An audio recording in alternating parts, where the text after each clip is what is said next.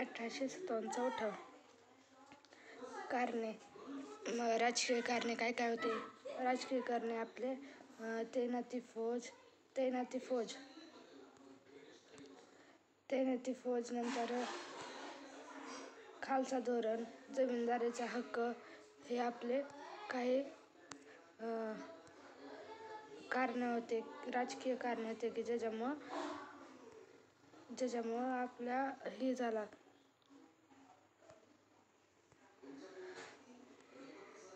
आता सामाजिक कारणे, भारतीय धर्मातील हस्तक्षेप, रूढी परंपरा, सतीबंदीचा कायदा 1829, विधवा पुनर्विवाह कायदा 1856. आर्थिक कारणे, वेगवेगळ्या कर पद्धती होत्या ज्या लावल्या गेल्या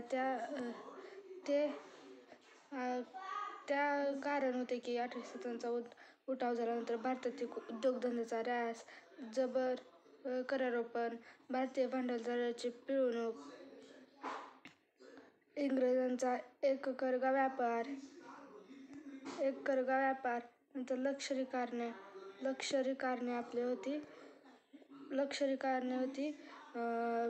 वेतन फरक, भत्ते फरक, वागणूक सक्ती इत्यादी लष्करी कारणे होती. तत्कालीन कारण होतं आपलं, काही तत्कालीन कारण होते ते होते करचुतल्या, म्हणजे काडचुतल्या लावलेली चरबी, म्हणजे जे बंदुकीच्या गोळ्या होत्या त्याला जे एनफिल्ड नावाची एक रायफल आणली होती त्याला कडसुटल्या, म्हणजे जी गायची डुकराची त्याला काडसूत लावलेली होती, जी गायची डुकराची चरबी लावलेली होती. त्यामुळे काडसूत काढता आल्यामुळे हिंदू आणि मुस्लिम या दोन्ही जातीचा भंग होत होता. गाय ही हिंदूसाठी पवित्र व मुस्लिमांसाठी डुकर हे अपवित्र मानले जात असल्यामुळे त्यांच्यात म्हणजे असंतोष निर्माण झाला. छावणी बराकपूर, मंगल पांडे 29 मार्च 1857ला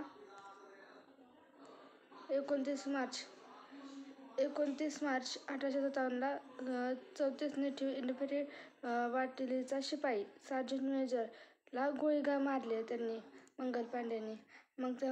त्यामुळे मंगल पांडेंना 8 एप्रिल 1857 रोजी फाशीची शिक्षा झाली. म्हणून त्यामुळे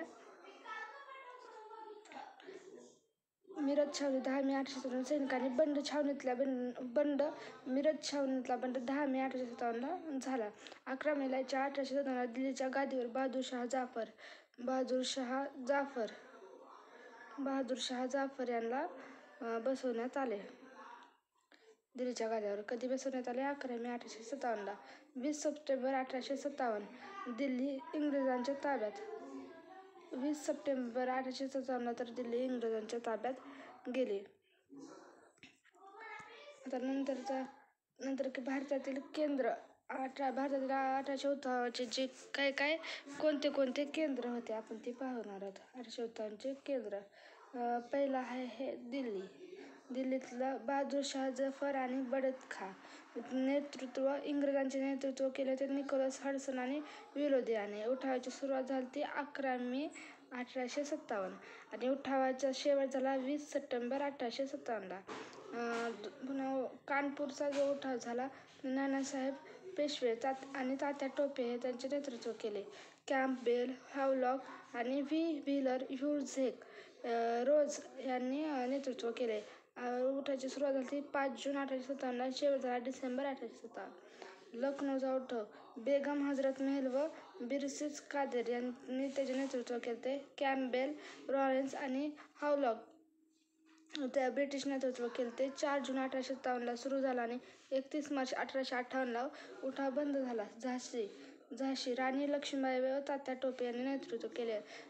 ब्रिटिश गव्हर्नमेंट म्हणजे अधिकारी होता तो नेतृत्व करणारा ह्यू रोज होता. त्याची सुरुवात झाली ती 4 जून 1857 व शेवट 17 जून 1858. अलाहाबादचा जो उठाव झाला त्याचे नेतृत्व लियाकत अली यांनी केले आणि ब्रिटिश नेतृत्व कर्नल नील यांनी केले. जून 1857ला सुरुवात झाली आणि 1858मध्ये उठावाचा समाप्त झाला. जगदीशपूर, कुंवर सिंह, विल्यम टियर हे ब्रिटिशांचे नेतृत्व आणि उठावाचे भारतीय नेतृत्व कुंवर सिंह करते. उठावाची सुरुवात झाली 12 जून 1857ला, शेवट झाला डिसेंबर 1858ला. फैजराबाद मतलब बावध, मौलवी अहमदुल्ला भारतीय नेतृत्व, रेनाल्ड हेनरी लॉरेन्स ब्रिटिश नेतृत्व.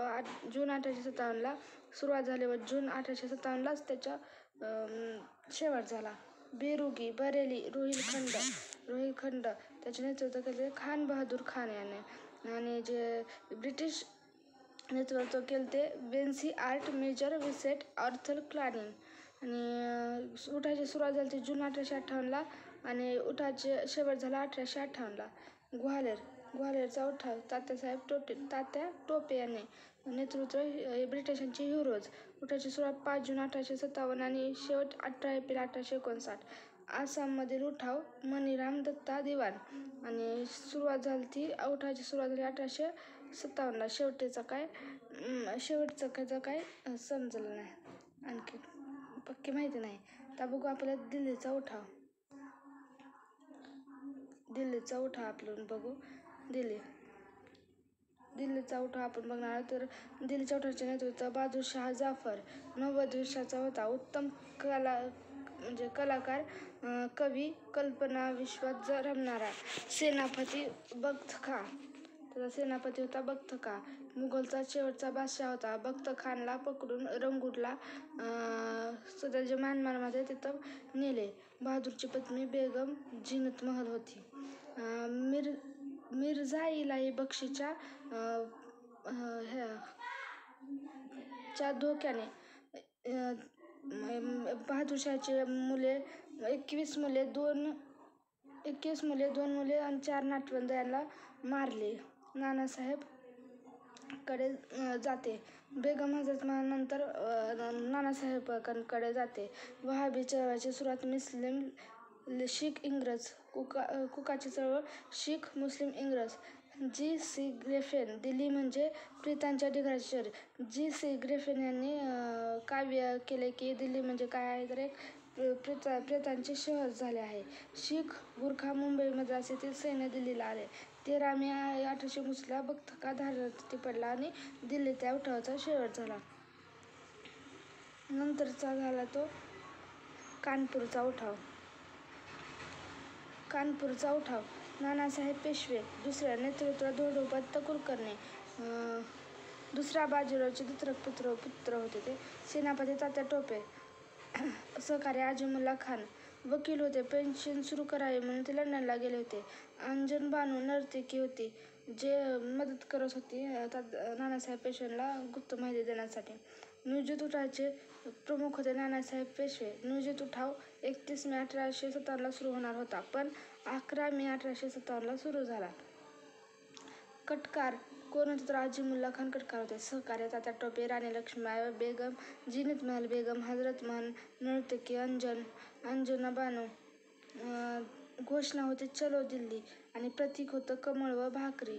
1 जुलै 1857ला पेशवा म्हणून घोषित. नानासाहेब पेशवे पलायन नेपाळला.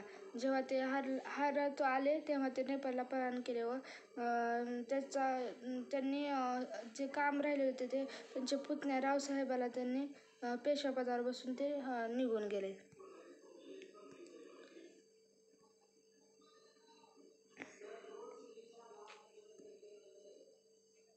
आजीमुल्ला खान इंग्रज अधिकाऱ्याच्या पत्नी घरातील महिलांसोबत प्रेमप्रकरण सापडल्यामुळे नंतर त्यांना फाशी दिली. आजीमुल्ला खानला नंतर फाशी दिली. आता झाशी म्हणलं की राणी लक्ष्मीबाई. दुसऱ्या बाजीरावचे दिवाण लक्ष्मीबाईचे वडील. दुसऱ्या बाजीरावचे जे दिवाण होते ते लक्ष्मीबाईचे वडील होते. त्यांचे पूर्ण नाव होते मणिकर्णिका मोरोपंत. त्यांचे गुरु होते तात्या टोपे. विवाहानंतर नाई लक्ष्मीबाई गंगाधर नेरळकर. गंगाधराचा मृत्यू.